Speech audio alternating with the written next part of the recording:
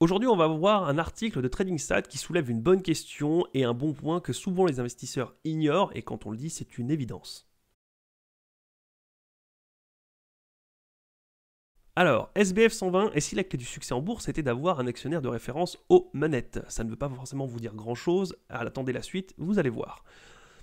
Qu'ont en commun les 5 meilleures performances de la bourse de Paris sur les 20 dernières années? Ces sociétés sont accompagnées par un investisseur de référence fortement impliqué dans sa gouvernance, signale Amiral Gestion. Sartorius, Stedim, Wavestone, Eurofins Scientifique, Hermès, Healthcare, etc. Ces sociétés sont particulièrement illustrées en bourse sur les 20 dernières années. Le Cellier a vu son cours s'apprécier de près de 3500% sur la période. Quand Healthcare, le seul locataire d'Euronext Growth de cette liste, a vu son cours être multiplié par 22 dans l'intervalle. Et même par 52 si on s'arrête à son plus haut historique inscrit fin 2021 à plus de 360 euros. Quelle est donc la clé de ce succès en bourse? Amiral Gestion nous donne quelques éléments de réponse. Ces sociétés ont pour ainsi dire tout un investisseur de référence à leur capital fortement impliqué dans la gouvernance de l'entreprise, en l'occurrence une famille, un fondateur, un repreneur ou un groupe de dirigeants. Il ne s'agit pas d'une exception française, avance la société de gestion. Le même exercice génère des résultats équivalents dans les autres pays européens, que ce soit en Allemagne, en Italie, en Espagne, pour ne citer que les principaux pays de la zone euro, ajoute Amiral Gestion. Pour illustrer cet état de fait, la société de gestion cite une étude de Crédit Suisse. Elle souligne que depuis 2006, son échantillon de 1000 sociétés familiales a généré une surperformance annuelle moyenne de 3 points par rapport aux autres. Cette étude met également en avant un écart encore plus considérable sur les petites sociétés, 5,4 points de surperformance, que sur les grandes, 2,3 points. Ces statistiques sont réalisées sur l'ensemble du monde et le constat est relativement similaire sur toutes les zones géographiques. De plus, ces sociétés ont au global un niveau d'endettement inférieur à celui des grandes, ce qui corrobore d'autres études soulignant qu'elles génèrent une performance supérieure à long terme en réduisant la prise de risque, ajoute la société de gestion. Résister aux court-termistes. Pourtant, ces sociétés contrôlées par un actionnaire majoritaire font parfois l'objet d'une certaine méfiance de la part des investisseurs, remarque également Amiral Gestion. Selon la société de gestion, les investisseurs leur reprochent parfois leur manque d'écoute face aux demandes pressantes des marchés financiers. Or, ces investisseurs sont seulement de passage et leurs requêtes s'avèrent incompatibles avec certains projets stratégiques qui s'inscrivent au long terme.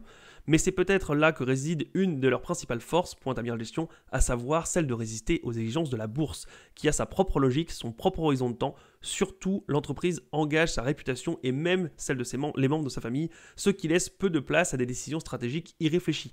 C'est parfaitement logique puisque quand vous êtes en bourse, vous êtes scruté par le monde entier et vous avez parfois des comptes à rendre quand il y a des actionnaires majoritaires et que ce n'est pas vous, et vous avez aussi des comptes à rendre vis-à-vis de tous les investisseurs qui sont ou qui voudraient rentrer dans le train. Donc, vous devez faire bonne figure, vous devez acheter ce qui paraît être bien, vous ne devez pas aller à contre-tendance, et donc, comme le dit l'article, vous devez choisir une stratégie de court terme pour faire plaisir à l'investisseur, ou au moins à l'éthique, au regard des autres, même s'ils ne sont pas tous investisseurs, mais à la presse, à tout ça, et en contrepartie, vous ne faites pas le bon choix stratégique pour la société pour le long terme, ce qui fait que vos décisions ne sont pas pour la société, mais pour votre propre personne ou l'image de la société, ce qui est complètement différent. Il vaut mieux avoir une stratégie fiable, propre pour la société qui peut-être les premiers temps va faire des vagues, plutôt que d'avoir une stratégie qui va faire plaisir à tout le monde au court terme, mais qui va finalement envoyer la société dans le mur et finalement tout le monde finira par cracher sur la société puisqu'elle aura fait de mauvais choix et de toute manière le marché ne sera jamais content puisque si vous faites une erreur à court terme, vous serez sanctionné, une erreur à long terme, vous serez sanctionné. La seule différence entre les deux, c'est que dans un cas on pourra dire oui, on s'est moqué de nous au début, mais voyez la stratégie paye, on a fait la bonne décision, on avait la bonne décision, alors que dans l'autre sens, si vous réfléchissez au court terme, eh ben au long terme, non seulement vous aurez eu des articles sur vous ou des rumeurs et ou des mauvaises appréciations, mais en plus, vous aurez coulé ou diminué la boîte. Si les entreprises contrôlées familiales ou non ont statistiquement une meilleure performance à long terme, c'est peut-être aussi parce qu'elles évitent certaines erreurs coûteuses que les entreprises non contrôlées font plus souvent, poursuit la société de gestion. Moins de fautes directes. Pour illustrer la prudence de ces sociétés, Amiral Gestion emprunte un terme familier au monde de la balle jaune.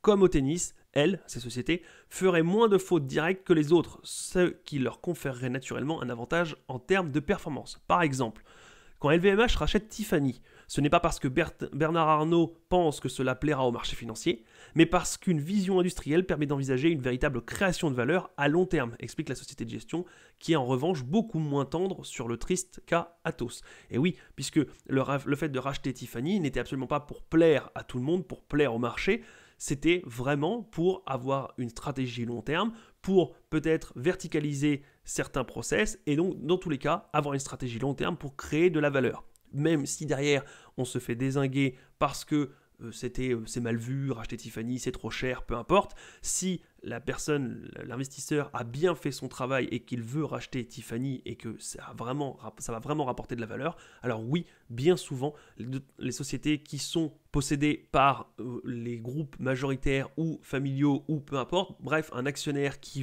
a tout intérêt avec la société puisque lui, il a sa peau en jeu, il a peut-être les 3/4 des actions, bref, son portefeuille, sa célébrité, sa fortune est directement corrélée à la réussite de l'entreprise, alors forcément les intérêts sont alignés et le but est de faire croître l'entreprise et d'augmenter la valeur pour peut-être dans 10, 15, 20 ans lui-même revendre ses actions, mais en attendant, c'est quand même le but de faire fructifier et d'augmenter son épargne, son portefeuille. Donc ce n'est pas une surprise, c'est connu, mais souvent les investisseurs et surtout les investisseurs particuliers oublient ces détails-là.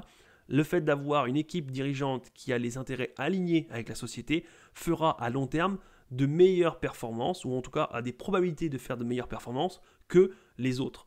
Donc regardez bien, encore une fois, lisez les rapports financiers, les chiffres seuls ne veulent rien dire, parce que sur les screeners, on ne voit pas qui possède la société et pourquoi. Dans les rapports financiers, les conférences calls, même avec les discours des dirigeants, on comprend souvent quand même, on en tire souvent les informations de savoir si l'actionnaire majoritaire est là pour avec la société, main dans la main, aller sur le long terme et faire croître l'entreprise et le business, ou si c'est, on s'en fiche, on vend à la casse, le but c'est de faire du chiffre d'affaires maintenant tout de suite, quitte à sacrifier la boîte plus tard, mais au moins on va gagner de l'argent sur le court terme et revendre les actions et merci, au revoir. Donc encore une fois, il y a des grands principes qui sont simples. Si les intérêts de l'actionnaire majoritaire et de la société sont alignés, alors il y a de grandes chances que ça surperforme et que les meilleurs choix soient faits, puisqu'ils sont réfléchis et ont un avantage pour les deux personnes, enfin pour la société et pour les dirigeants, les actionnaires majoritaires.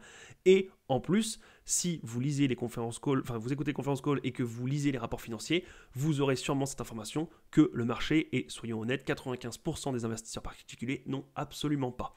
Voilà, c'est tout pour aujourd'hui. J'espère que ça vous a aidé un petit peu à y voir plus clair, à aussi peut-être mettre en place des process nouveaux dans votre sélection d'entreprise, d'aller voir les conf calls, d'essayer d'apporter une attention, de voir si quels points sont les points sont importants, si justement là par exemple aujourd'hui les actionnaires majoritaires, les décisions sur le long terme, bref, toutes ces petites choses qui peuvent aider un investisseur à passer à l'état de débutant qui regarde juste des ratios à finalement l'investisseur qui cherche la qualité et le long terme et à faire fructifier un business. Voilà, c'est tout pour aujourd'hui. Je vous dis à la prochaine. Salut!